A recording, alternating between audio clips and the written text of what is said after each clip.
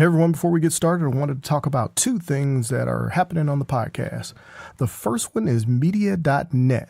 They're a new partnership with the podcast. They're an ad network, and they deliver relevant ads based on your content to your audience.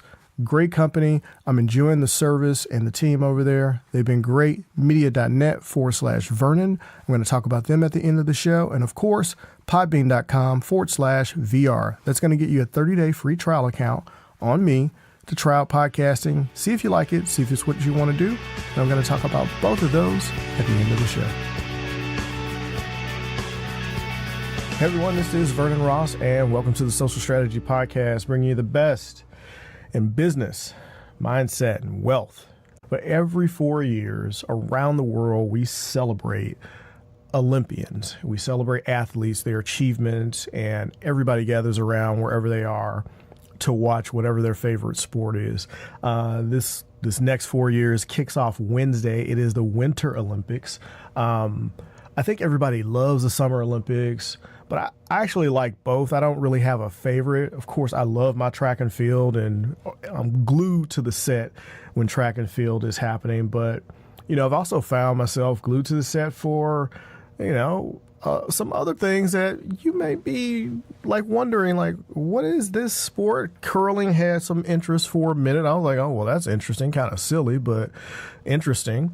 Snowboarding. Everybody loves Shaun White. I kind of watched that kid grow up in the skateboarding era, and now with snowboarding and all the stuff that happens in the Winter Olympics.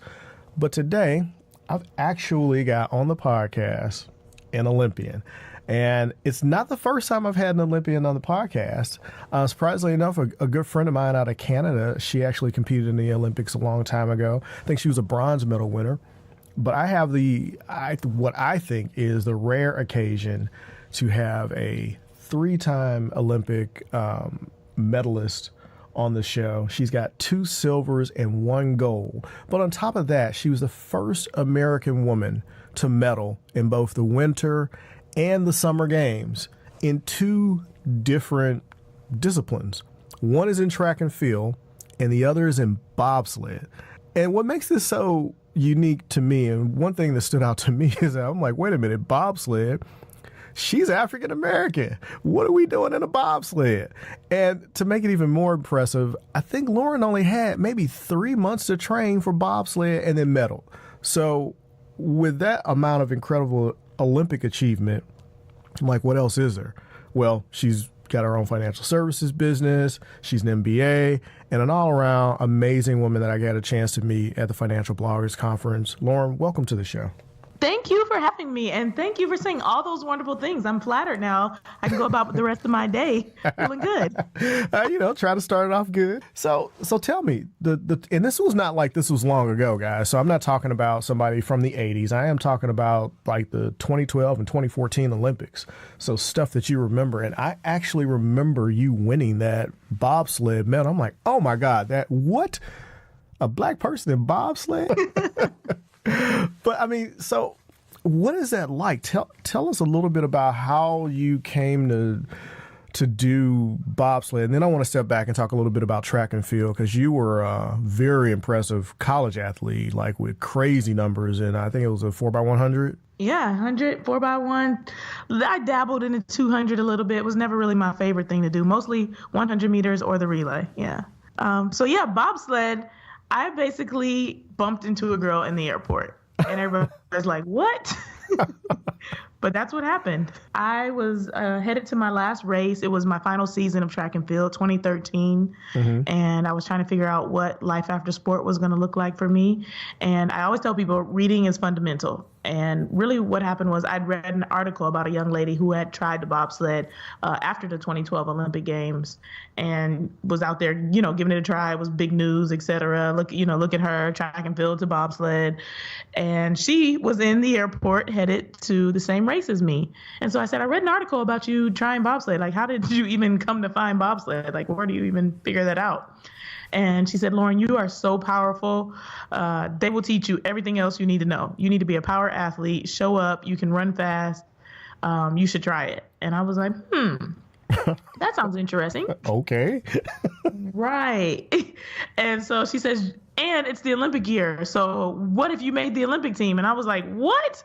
I'm not trying to make the Olympic team. I just thought it'd be something cool to give a try, maybe recreationally, since I'm getting ready to retire. Basically, I showed up. It was July, and the upcoming Olympic Games would have been that coming February, like we're in February now. Mm-hmm. And so I had 6 months to figure out how to do the bobsled. It was a super steep learning curve. It was very scary, but I survived and I earned a medal. Wow.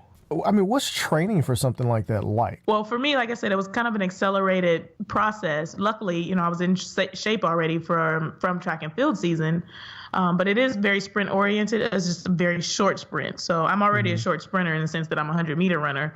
This is, 20 meters. But it's also, like I said, about being a powerful athlete. So you really need to be able to do those heavy Olympic lifts. You're a little bit more, short, stocky, like powerful. There's some people with some longer legs for those track and field fans that are very fast. But you look at them and you know that they're not a power athlete. Right. The difference is somebody like me that's going to be able to turn over, that's going to be, have to be strong. So, for instance, I'll give you, I squatted 365 pounds when I weighed 135 pounds. Oh, my gosh. That's a power athlete. I'll say. That is one big component, is being powerful in addition to being fast. But also just being able to pay attention, to learn from others, and not piss anybody off, to be honest. It's a very intense environment. Sorry. No, it's good. And you're short. You're like 5'3".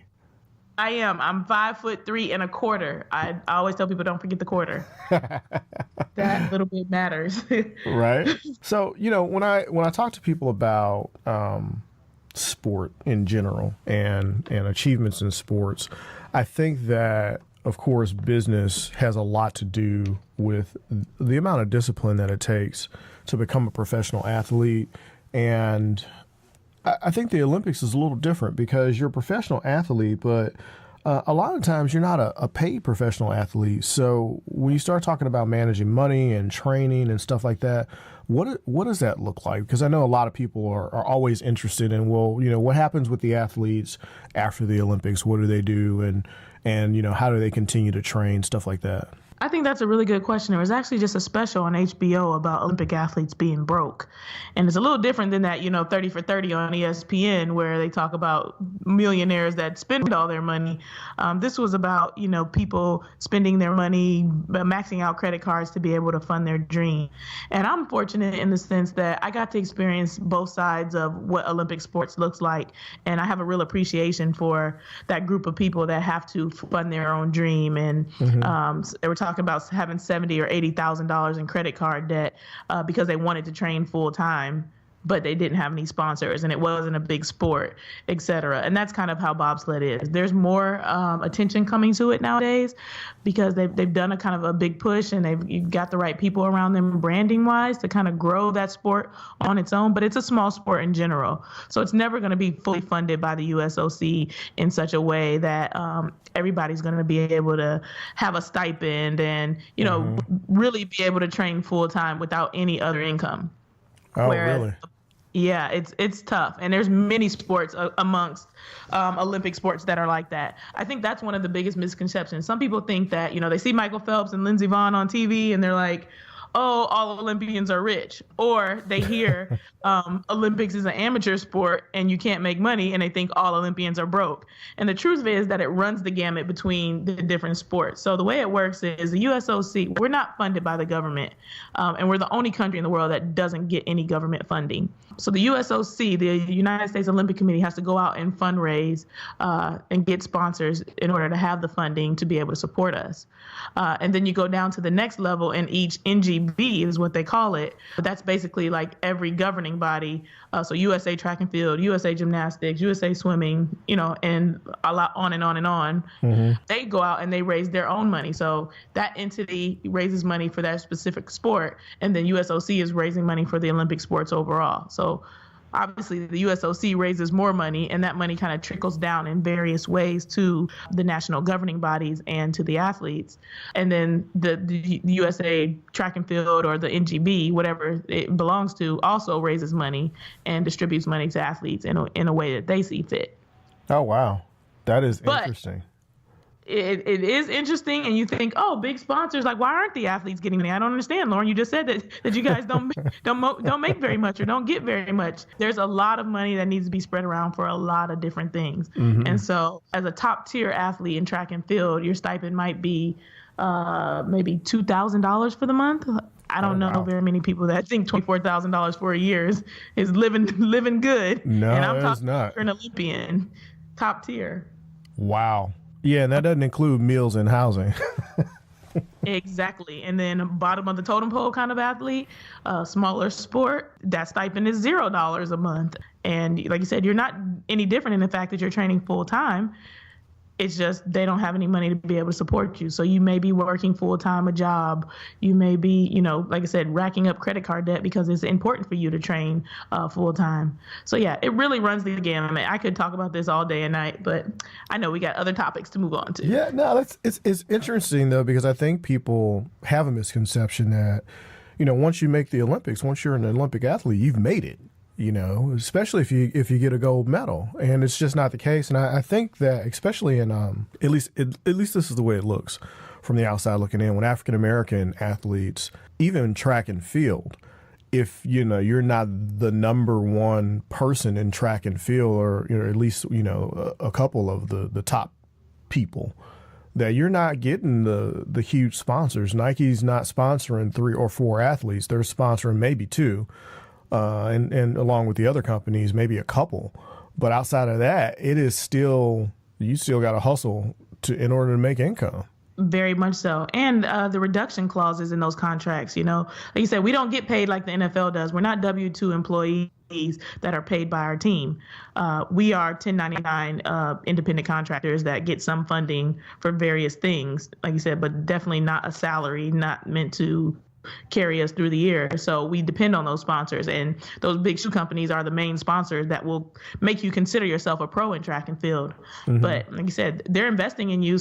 So if you don't perform, you can bet your butt there is reduction clauses. There are, you have to give money back. They will cancel you. Oh my God. There's all sorts of different things in the contract. Wow. That is interesting. That is really interesting. So, as an Olympic athlete, when you're coming to the end of your track and field career and you ended up jumping into bobsledding, what were your thoughts once that came to an end? Where were you as far as like your planning and like, okay, how do I transition out of this and into the next thing that I want to do? Well, for me, it's kind of an interesting story, and I like to try to tie it all together. So I'll go back a little bit. So I went to the University of Miami, and I was a finance major. I picked finance at 17 years old because I like math and money. And they're like, oh, finance, this goes together, right? All right. That was all the more educated a decision I could make at 17. And I got through my schooling, and I was kind of like, I don't know what I'm going to be or what I'm going to do. Luckily, I had the distraction of becoming a professional athlete that, kind of put that on hold. And so I knew I was interested in something money-oriented and being able to help people. But I didn't know what personal finance was. I was 20 years old. I was making 6 figures because in track and field, I was, in 2004, I was the fastest American for a good little while. I ended up, like you said, being a silver medalist in the 100 meters. So I got to see that top of the totem pole kind of income. But I hired a financial advisor, and I didn't know really what a financial advisor was supposed to do for me. I was 20. I managed my little $1,000 a month stipend from college on my own, and knew not to get into debt, and knew not to spend more than I made, and it was as simple as that. And so I ended up with a guy who was kind of like sales and commission based, where I got some life insurance, I got a SEP IRA, I got a brokerage account, and that was it. And at 20, coming from a family that didn't have a whole bunch of financial literacy, I was looking for, basic budgeting skills. How much house can I afford to buy? Can I even afford to buy a house? Should I be still living with my college roommate? I knew I was making way more money than I had seen, but I still wasn't sure like what that meant. Right. And long story short, he didn't provide the services that I was looking for. And I was really looking for financial education, financial literacy, nothing wrong with the SEP IRA or, investing your money, those sorts of things. But I didn't get anything above and beyond that. And I think that's what happens to a lot of athletes is somebody investment advisor comes and, they see big dollar signs and they want to get the commission for, handling your assets, but they don't do any groundwork to lay a good foundation so that you can continue to grow those assets. They give you a little pocket of money, they keep some money that they can earn a commission on, and then you go blow your money and come to them and say, hey, give me more money. And they're like, wait, what are you doing? Where's the money I gave you? I gave you more than enough. It's because you didn't teach your client anything. Oh, wow. So that wasn't necessarily my story. Luckily, I wasn't very reckless, but I still didn't have a lot of understanding. And at one point, we did lose some money in the market, like pre-2008, and he didn't really describe to me why. I felt like I was being treated as a child, even though I was the client. And so he's just like, yeah, I just wanted to let you know we lost some money today. Like to call my clients, let them know. And I had to look at my statement to find out how much money exactly I lost and what that meant. And, started using Google to figure out what's going on and what am I even invested in? Because I kind of just been trusting this guy. I'm traveling the world full time. I'm 20. I don't really care that much, to be honest. Like I said, I want to put some away and I hope this guy's putting it away to make it grow. And that was kind of the extent of my understanding. So, of course, like I said, somebody tells you you lose money, you make an expensive enough mistake, then learning becomes a priority. Yeah, it does. So I started to learn everything I could. I did hire another gentleman that was working with professional athletes, and I thought that was going to go better for me, and it didn't. It's a long story. Yeah. This guy was negligent, just straight up. He transferred the accounts to his name, probably collected his commission, didn't trade anything, didn't do anything with the accounts I had. In 2012, I actually owned Bear Stearns as a line item in my portfolio. So anybody who knows anything about investments knows Bear Stearns didn't exist in 2012. Right. Yeah. But that was actually still showing as something that, So, it's just negligent. And the difference in him, what I described that I wasn't getting from the first guy, he said he was going to do.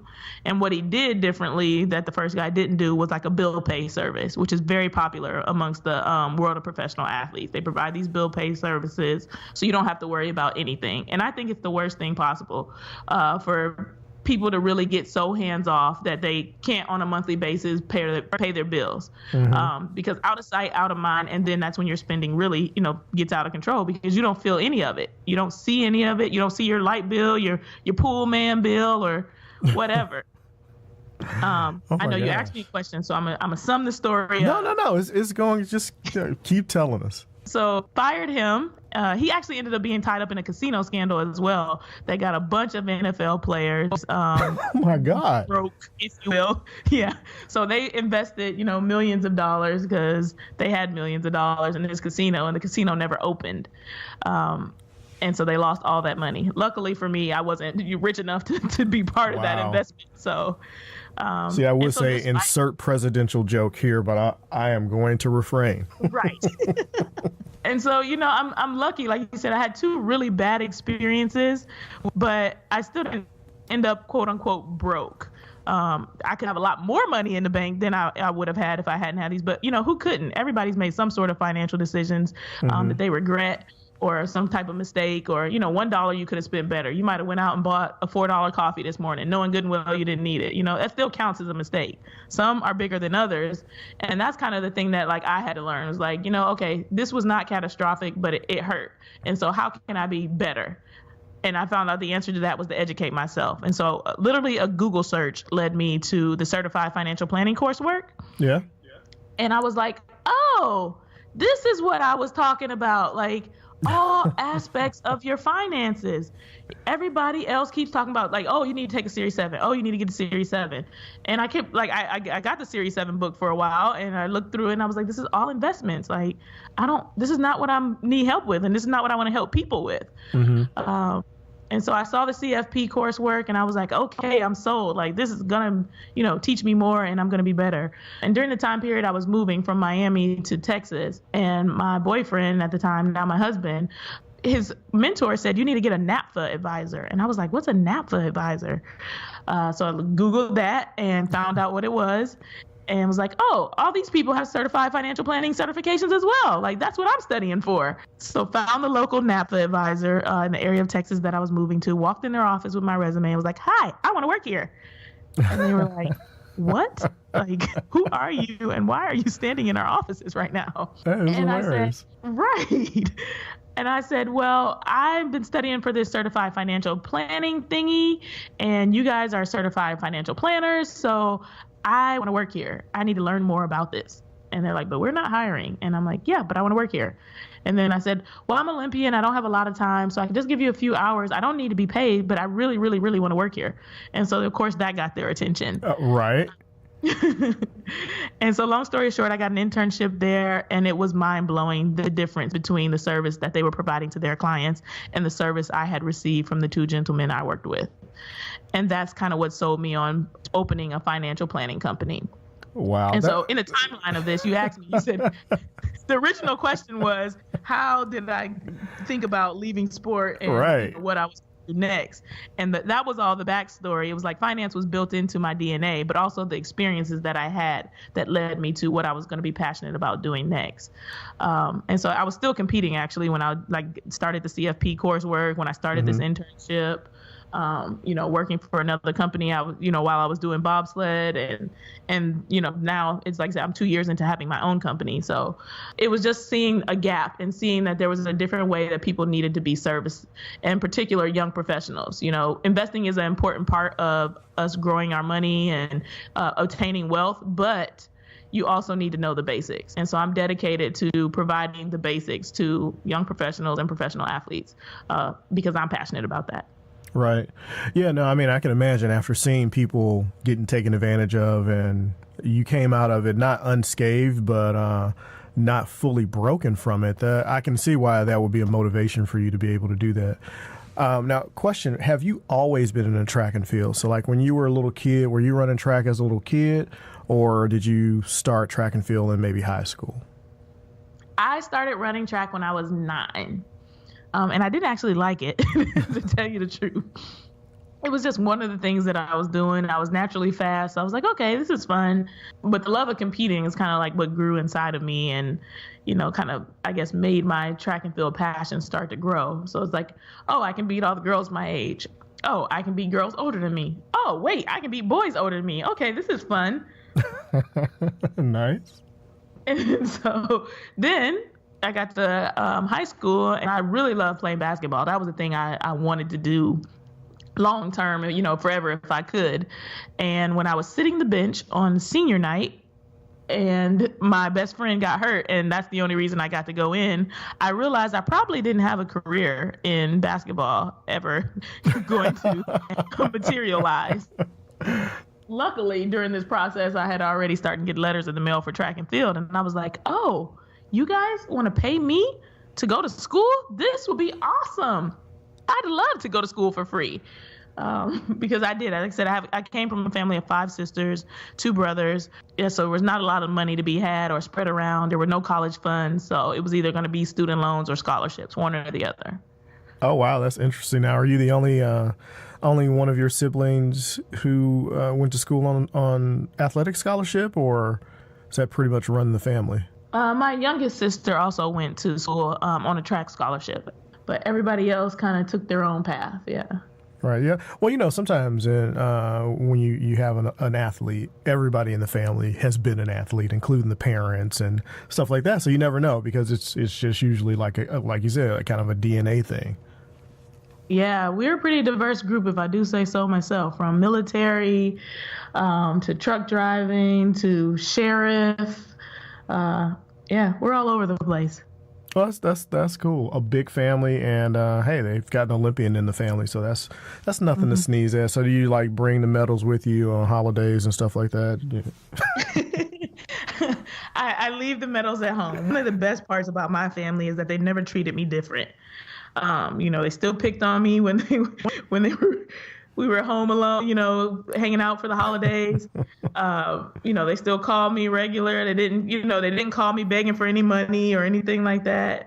I know one of the big things that the African-American community bumps into, and athletes, professional athletes in particular, is when they feel like someone's made it. It's like, oh, we've all made it. Right.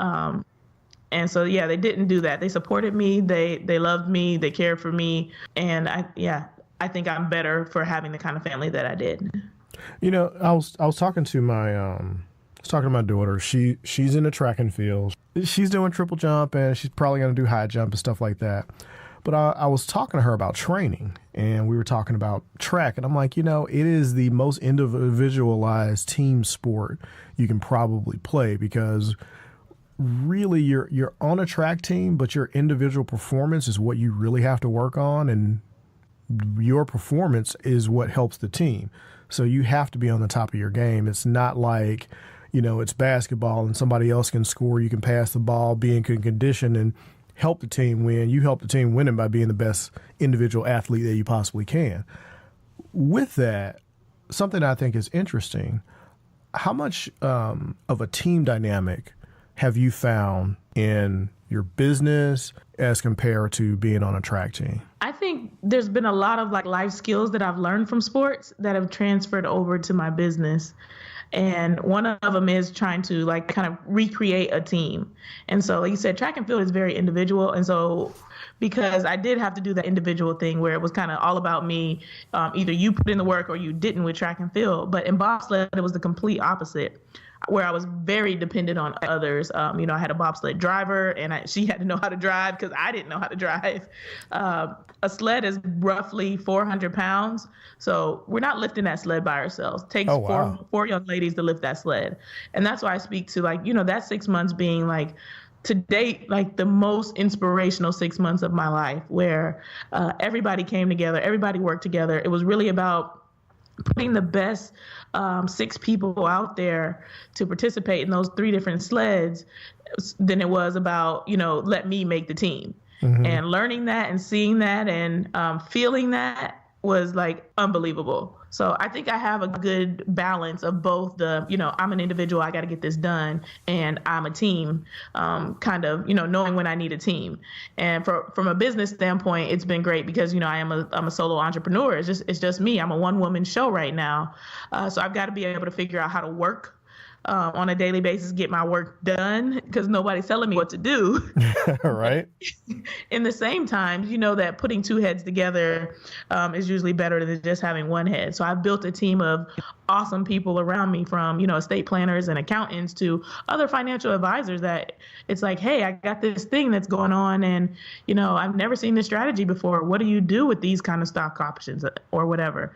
And, someone's an expert in that, or whatever the case may be. And just different personalities as well, as knowing and understanding, how do I talk to this person appropriately, mm-hmm. Has been something that's been super helpful for me. And it's when I had a person that had that kind of negative money emotion, this is what I did. So I've built a team around me. But like I said, being an individual, I have some processes in place that drive me to continue to, grind each day for my business. Right. No, yeah, that's interesting. I was wondering, when we first started the conversation, I was talking about examples and stuff like that. Do you do any speaking or mentoring or anything else like that? Yeah. So everybody's got to have a side hustle. If you don't, you're not in the cool club in 2018. That's right. So my side hustle is, speaking, like you said, Olympic appearances and things like that, because there is, some income to be had once you've earned Olympic medals and multiple Olympic medals, et cetera.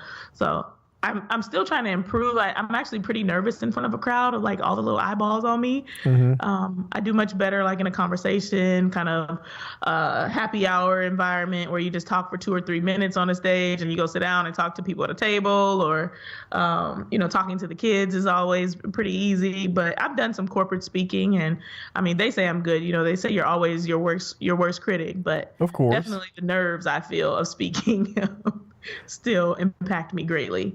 The way that I use it is not the actual material medal. It'll be something for instance, I just pitched a company. I want to do financial wellness for the whole company. And they have employees, and then they also have consumers that are members. And I'm for both of these, this would fit really well. So I started my email, because it's you're cold emailing someone, mm-hmm. By saying, hi there, Happy New Year. My name is Lauryn Williams. I'm a 4-time Olympian and the first American woman to earn a medal in the Summer and Winter Olympics. And I'm whew, okay, got that out the way. Look, they'll at least read 3 or 4 more sentences, so I better make them good. Right. No, that's interesting because we were talking about do you throw out the hey, I'm an Olympian? And it's like, well, how do you introduce that? That's kind of how you introduce it. I mean, you just tell people about it. It's especially around this time of the year. I think this is probably a good time to pitch with the Olympics being there. So yeah, get busy, get to pitching. Yeah, I will say it is a lot harder to do it in person. I'm not really good at bringing it up. Usually someone kind of finds me out, or they ask, they head down the line of questions. So what do you do? And I'll say, I'm a financial planner. And, they'll just start digging around in your story. And it's like, I'm not going to tell a lie. So if it comes up, I'll tell you. But I'm not going to just say, hi, I'm Lauryn Williams. I'm a 4-time Olympian. Like, that's weird in person. Well, why do you think that is? Why do you think it's hard to talk about? I don't know. I feel like there's always like a time and a place for everything. And so you don't walk into somewhere and say like, it's my birthday today, and it's a library or something. Right. So I just never know when it's appropriate to bring up or not, or whether it's relevant. And two, you want to have your own identity outside of being an Olympian. I think that's one thing that athletes struggle with quite a bit, is who am I outside of this sports persona that's been created? Because we're people, we're parents, we're husbands or wives.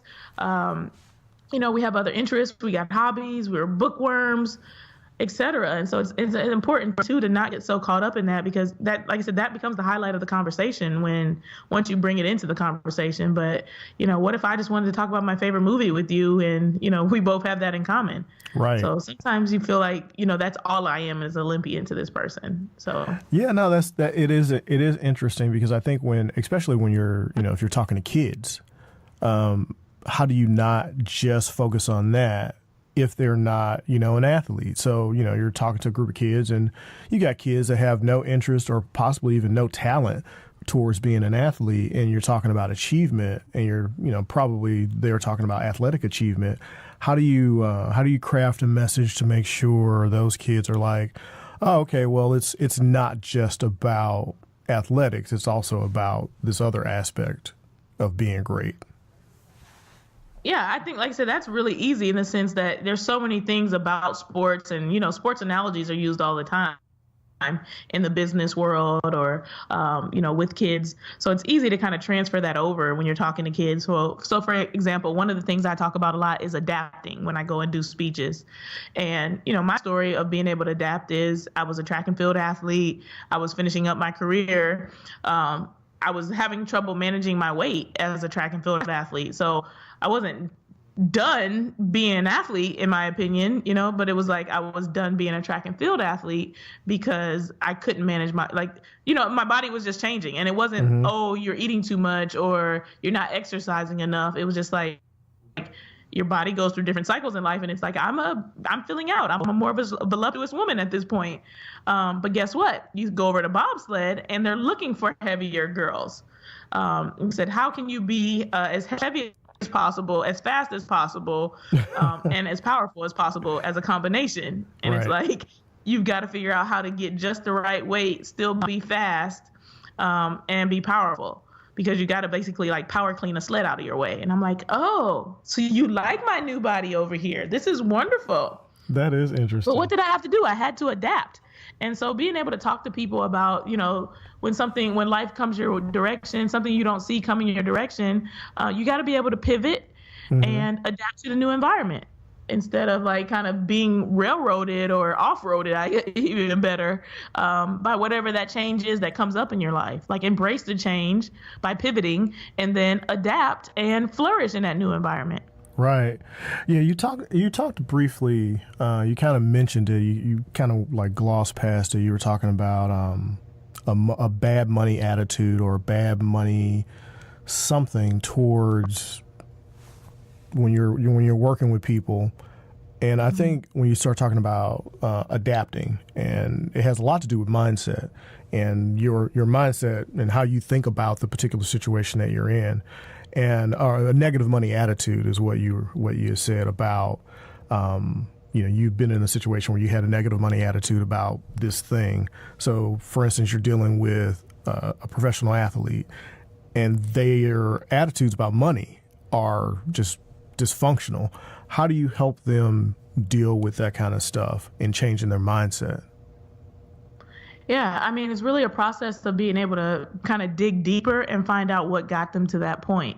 Because we all have a history, an emotional history, a background, traumatic things that have happened to us. And really, our lives is what shapes us. You don't realize that your money behavior is being shaped while all these other things are taking place in your life. That's something that kind of falls to the back burner.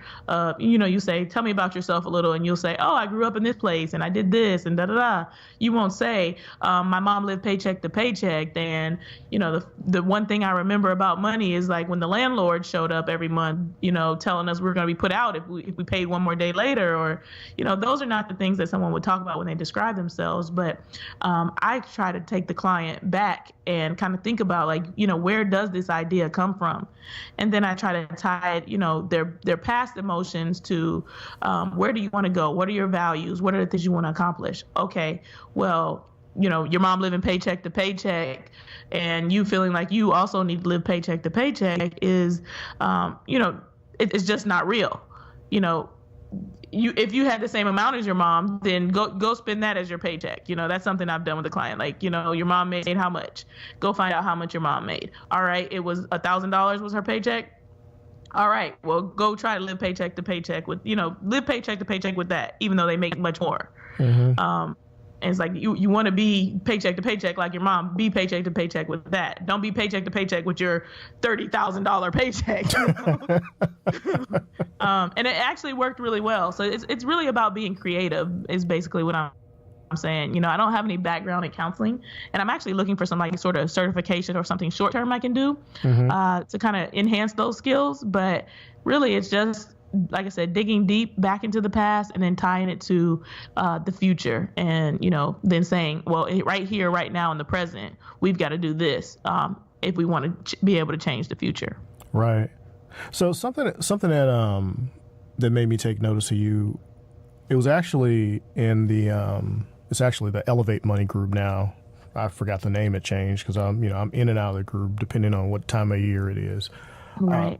After the Financial Bloggers Conference, you posted a post in there about your experience and some of the things that you were disappointed in yourself as far as the experience was concerned in being involved, within what seemed like a tight-knit community because it was your first time there, and how you loved it, but you were also a little disappointed in the things that happened. And I thought it was interesting because after having met you and then found out a little bit about you, I'm like, well, but she was an athlete competing on the world stage. How could she not be just like, your idea of it as a person on the outside looking in is, you're the super outgoing person that everybody's going to know who you are, and all of the stuff that goes with what people think of professional athletes and how they're going to be almost automatically included in the community. But you felt a little differently about your experience there. Can you talk a little bit about that and how you would help someone with working through the mindset issues that you work through as far as, that experience is concerned and what you actually learned from it? Because I thought the post that you made was valuable and the lesson that you talked about from that was really valuable as well. It's so interesting because literally what I was working on this morning prior to talking to you was the upcoming post, like an update post for that exact post. Nice. So in some time today, update post will be going out specifically about that. But really to sum it up, I think it's really where sometimes people say your biggest strength can also be your biggest weakness. Mm-hmm. And he said most people would look at you and say, Olympic athlete, you're driven, you're disciplined, you're assertive, you've got all these skills that are definitely able to transfer over, and say, like we've talked about it many times, the life skills that you learn from participating in sports. But there's also some things that, like you said, can hold you back. And I think the thing that was holding me back in that instance was feeling like all I do is win. So why am I not winning at this yet? And to provide some background, it was basically just me being frustrated with the processes that I'm putting in place for my business and why it's not growing at the rate that I want it to grow. Mm-hmm. not understanding, because there is like a financial blogger world, and then there's also, like you said, the financial planning world, and then, I guess the advisory kind of salesy commission-based world. Right. And so in my mind, they're three different areas, and I see, people flourishing in the financial blogger world, or we call it FinCon, but right. And then I'm trying to figure out how to mesh, financial planning, because there's so many cool ideas and there's so much technology now, and everything is web-based, and my company is virtual. So it's like, how do I use the tools that are available to me to be able to grow this thing that I want to grow? And it just seems to, for me, there was a disconnect in having the tools that I needed to be able to do it. I love learning. I am super coachable. But if you don't know where step one is, there's so many different things out there. Like Facebook, for example. I want to do Facebook ads, but like everybody sells a Facebook ad class. You can decide right. that you're an expert and make up a class, and you're not necessarily an expert. And then I wasted my money, because I trusted you that you were an expert. But it's like, why doesn't Facebook just sell a class that tells me about this? So I know that I'm getting what I need. And at the end of the day, I'll be a graduate of this program, and I'll understand how to properly use these things. So there was a lot of tools. I'm using that as an example, but there are a lot of tools that are available out there that I hadn't taught myself about, and I couldn't find a place to learn. Mm-hmm. And then there's also, like I said, I'm a sprinter, so I want to do everything fast. And so some of it is just like, Lauryn, it takes time, just general experience to be able to get these things. You got to do a little trial and error. And I'm just like, no, I want the formula. I want to know, A plus B equals C. How does this happen? And so that's where I found myself kind of like basically chasing my tail.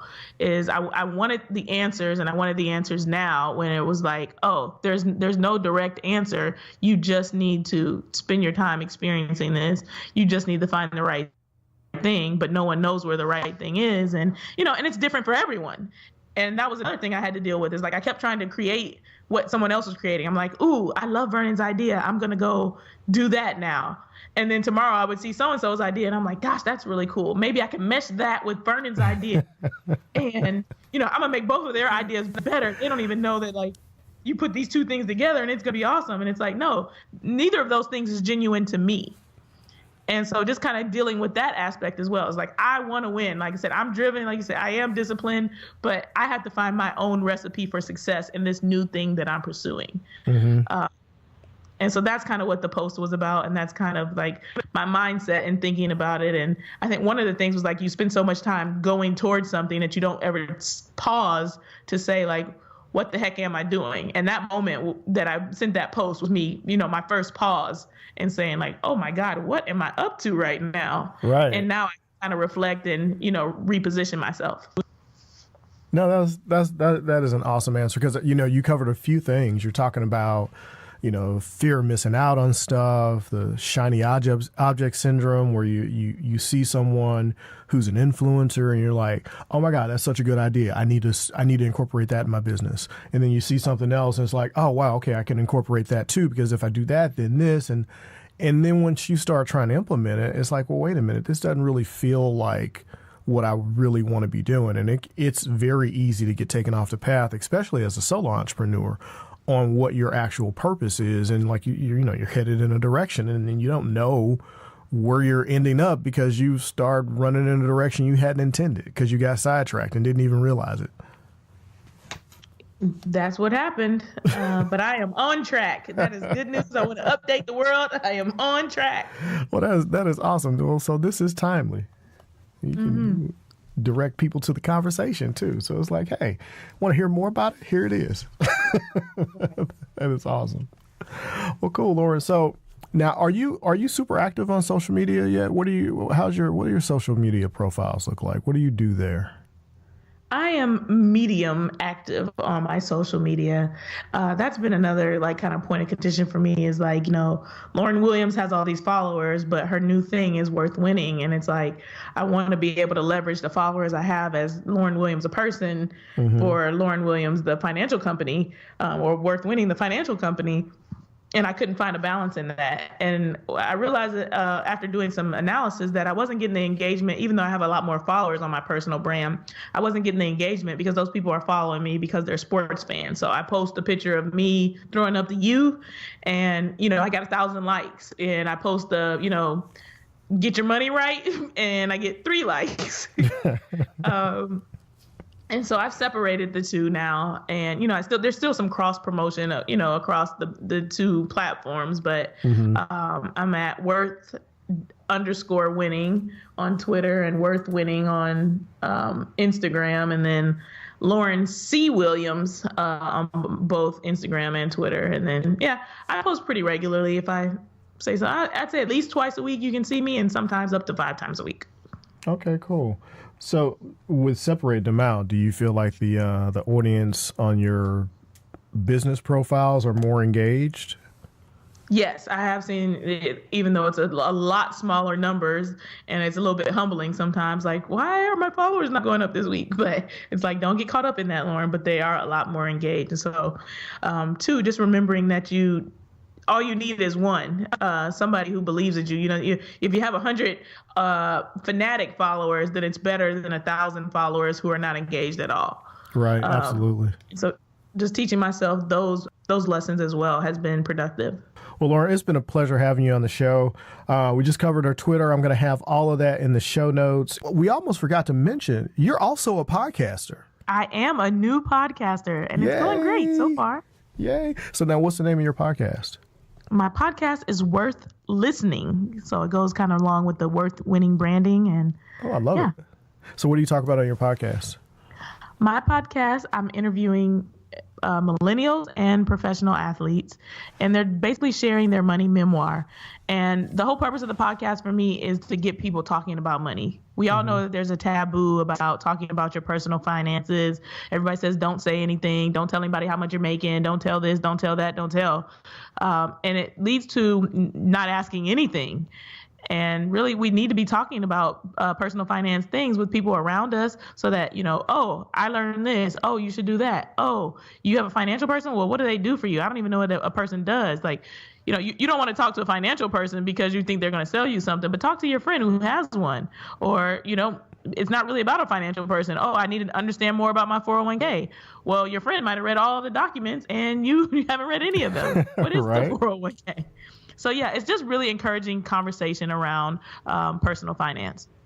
No, that's cool, especially, millennials and professional athletes, because if you don't talk about it, you have a tendency to necessarily maybe not think about it or talk about it when you're having issues because you're ashamed, and then you... Not talking about it is what leads to those catastrophic mistakes, You can't live in the dark and then let everything come to light at the worst possible time. You want to live in the light so that nothing is coming to light. Little baby mistakes are made maybe here or there, but if you're constantly talking about it, then you're going to get the resources around you to be able to make good decisions. Well, that is cool. So also, guys, make sure you check out the Worth Listening podcast. It is available on iTunes, and I'm pretty sure anywhere you get your podcast, and I will also link up to that in the show notes. Instagram, Facebook, everything about Lauryn, you'll be able to find it in the show notes up on the site when it goes live, because the Olympics starts on Wednesday. So, we're just days away from the opening ceremonies. Right. So how better to have a live episode by the day the Olympics starts. So with a Olympian, a gold medal winner at that. So I'm super hyped about that. If you can tell. But I'm also hyped about the fact that you have your MBA and that you do stuff outside of that, because I think it shows that, hey, you can be a professional athlete, but hey, there's a whole life outside of this. I think it's a true testament to, like you said, being able to pivot, being able to adapt. And I think it's great for every other people. Well, I think it's great for our listeners to take that as a lesson. Like, you can be or do anything you want, and you're not defined by any just one thing that you're doing right now. And that is an awesome note to end it on. Lauryn, thank you so much for coming on the show, and I definitely appreciate it. Thank you for having me. All right, guys, that was Lauryn Williams, multi-medal winning Olympian, right here on the podcast. Gotta love it. I'm excited about that. With the Olympics only being now a day away, and the opening ceremony is only like a couple days away, I'm super excited about the fact that I had a multi-winning Olympian on my show, and that I remember seeing the Olympics where she won in track and field and the Olympics where she won bobsled. I mean, that was just a couple years ago. It's amazing It is simply amazing. So lucky to be able to get those type of people on the podcast to, gather some of the value from their experiences. I think it's interesting that Lauryn chose certified financial planning as her thing because she needed the financial education herself. And in pure athletic Olympian style, she used the thing that was her weakness, learned it, and now it's an asset. And she's actually turned it into a business. And I think it's an example, especially to young women and young men, that, hey, if there is something that you want to do, all you have to do is pursue it, learn about it, and you can turn that thing that was a weakness into an asset. And one of the focuses of the podcast, especially this month, in the month of February, it's Black History Month, I want to focus on extraordinary African Americans and people of color in general that show an amazing amount of fortitude, innovation, and achievement, so that this next generation, these millennials and the other generation that's behind millennials, whatever it's called, see modern examples of what you can do and what you can achieve if you put your mind to it, if you grind, like for real grind, and just go out there and try. And I think that's the biggest thing. So often during this month, we hear about just the civil rights movement, which it's not a just thing, but I think sometimes kids have a hard time connecting to it if they've never seen anything even similar to what's going on. With all of the things that are going on in the world, I think it's a good idea to be able to show some positive role models like Lauryn, who, I'm sure she would be like, oh, I'm no role model, but she is. She's a multi-medal winning Olympian, and I'm super proud of her. Very honored to have her on the show, and I think she's providing an amazing example to young women, young Black women, about what they can do and what they can achieve if they put their minds to it, and if they use their God-given talents to turn their weaknesses into strengths. So, yeah, just super excited about having Lauryn on the show. That's the purpose of the podcast in February, to highlight as many amazing African-American women and men as possible. So if you know someone that's amazing and you think that they should be on the show, shoot me an email, vernon@vernonross.com. Hey, pitch them. We can get them on the show. The goal was to actually publish this yesterday, but because I needed to go through and do some audio editing, it didn't get published, but that's okay.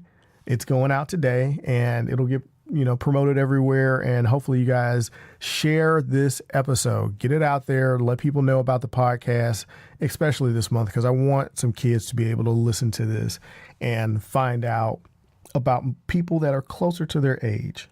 Lauryn is a young woman, and I like the fact that she is doing her thing and still figuring it out.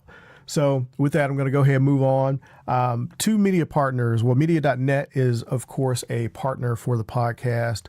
They're not a sponsor, and I make sure that I make that designation that they're not a sponsor, but I am using them for ad revenue generation. I've never really run Google ads on the Social Strategy podcast or anything else like that, but they are basically contextual ads, which it keys off of the text on your site to provide content that's relevant to your site. You'll see them on sites like Forbes and other big sites like that, where they're delivering the ad content that pop up for other relevant stories. Media.net approached me to become an ambassador and promote their brand. So we're testing it out. I want to see if it actually produces some revenue. If it does, I'm going to start doing some revenue reports around what the performance is around media.net. I need to send them more traffic. So that means I got to send more people to the site, which is different because I run the site sort of like the podcast. The podcast is really the main focus. So people subscribe to the podcast on mobile. I don't know if they're visiting the site, because the traffic doesn't necessarily come to the site. It comes to podcast players. So it's going to be an interesting thing trying to figure out whether or not an ad network like this can actually deliver value to you first and still build off of the traffic that's coming to the website, because the website is podcast focused, although there is going to be some effort to put more blog posts and more writing on the site. But we'll see what happens with it. But media.net/Vernon to become an ambassador and to try it out. You get, I think, 3 months, you get extra money if you sign up under me. It doesn't cost you anything, and it's really simple to set up on your site. So media.net/Vernon, check it out. And of course, the other thing that I usually mention on the podcast is Podbean. Podbean.com/VR. It's 30-day free trial account on me. That's podbean.com/VR. And that's going to get you a 30-day free trial account to try out podcasting to see if you like it. And of course, I think you should, because, hey, podcasting is awesome and podcasting is cool. It's the thing to do. It's the other thing to do. If you have a side hustle, you need a podcast in 2018.